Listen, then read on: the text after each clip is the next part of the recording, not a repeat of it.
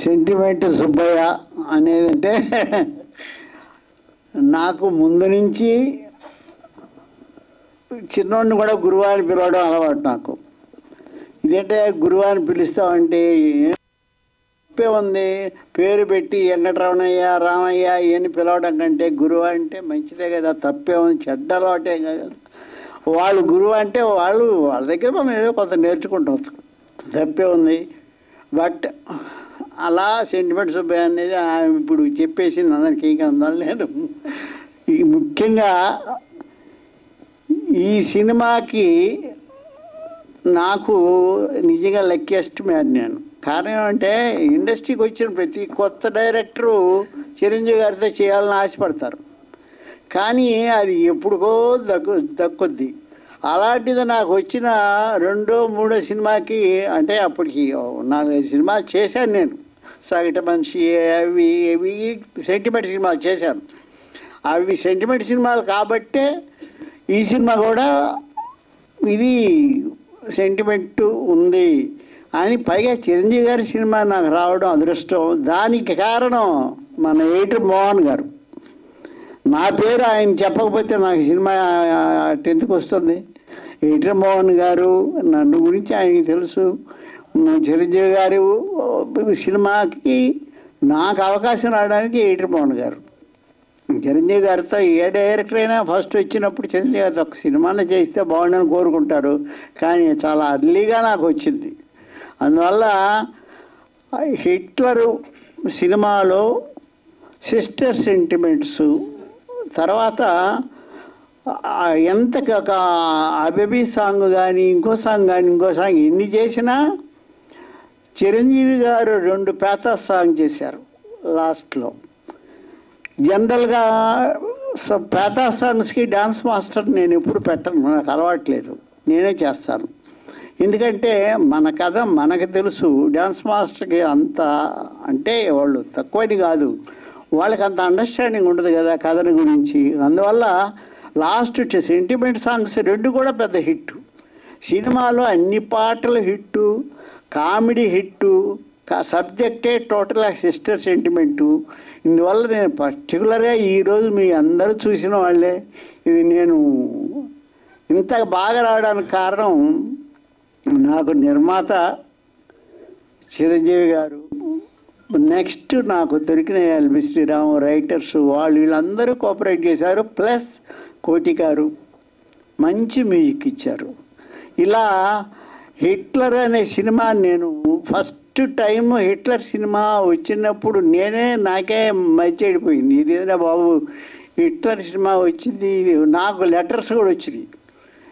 అప్పుడు అంతకుముందు కొంచెం చిన్న సమస్యల్లో ఉండి, ఇదిగో నువ్వు హిట్లర్ సినిమా కనుక తేడా వస్తే నీకు పగిలిపోతాను లెటర్లు కూడా ఇచ్చినాయి నాకు. ఓ నాయన ఇది ఎక్కడ కూడా రా బాబు అని భయపడిపోయాను నేను.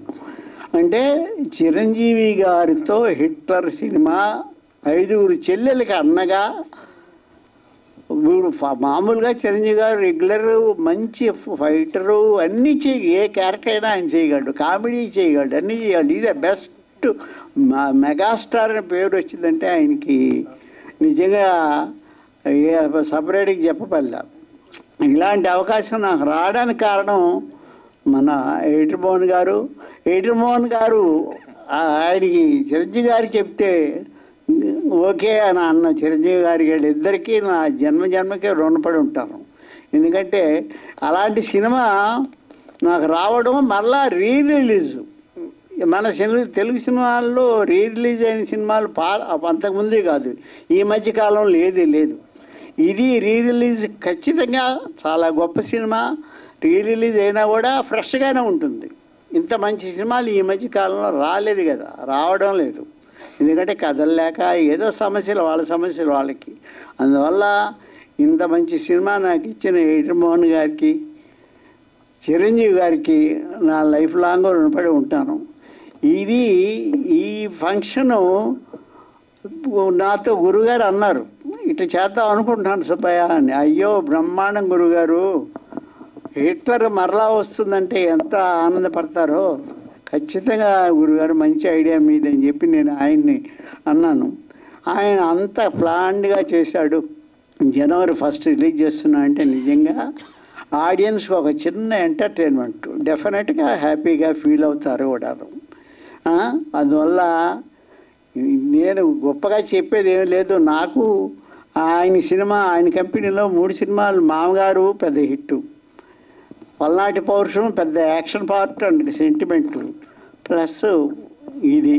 అందువల్ల కేవలం నిర్మాత హీరో వాళ్ళిద్దరూ నాకు సహకరించబట్టి నేను అంత మంచి సినిమా తీయగలిగాను. సెంటిమెంట్ సాంగ్స్ పెద్ద హిట్టు. జనరల్గా ఎవరైనా చిరంజీవి గారి మీద సెంటిమెంట్ సాంగ్స్, పేతా సాంగ్స్ తీయాలంటే భయపడతారు. కానీ నాకు ఆయన ఇచ్చిన ధైర్యం, చిరంజీవి గారు ఇచ్చిన ధైర్యమే. డ్యాన్స్ మాస్టర్ పెట్టలేదు సార్ అంటే ఓకే ప్రొసీడ్ అన్నాడు, పెట్టాను. బ్రహ్మాండంగా 2 సాంగ్స్ హిట్ అయ్యాయి. అందువల్ల ఇలాంటి మంచి సినిమా చేసినందుకు నాకు సహకరించిన నా టెక్నీషియన్స్, ముఖ్యంగా నిర్మాత మోహన్ గారు మొట్టమొదటి మామగారు ఇచ్చారు, తర్వాత పల్నాటి పౌరుషం, హిట్లరు, 3 సినిమాలు వరుసగా కంపెనీలో చేసే అదృష్టం నాకు కలిగింది. అందువల్ల ఫ్రెండ్స్, ప్రెస్ వాళ్ళు కానీ ఇక్కడ వచ్చిన కొత్త అందరూ వచ్చిన వాళ్ళందరికీ మమ్మల్ని గురించి, మా బాధలు, మా కష్టాలు మీకు అంతకుముందు తెలియదు. కానీ ఈ అదృష్టం మాకు వచ్చినందుకు చాలా ఆనందంగా ఉంది. దీనికి సత్యదేవ్ గారు గెస్ట్గా వచ్చి, నేను సత్యదేవ్ గారితో ఇద్దరు సినిమా చేయలా, 6 సినిమా కూడా నేను చూడలేదు, ఎందుకంటే కుదరలా. అలాగా ఆయన కూడా వచ్చి మమ్మల్ని అందరినీ బ్లెస్ చేసినందుకు చాలా థ్యాంక్స్. వచ్చిన ప్రెస్ ఫ్రెండ్స్, మీరు నా తోటి స్నేహితులు లాంటి వాళ్ళు, ఇక్కడికి వచ్చిన ప్రతి ఒక్క ఆడియన్కి నా హృదయపూర్వక నమస్కారాలు. Thank you.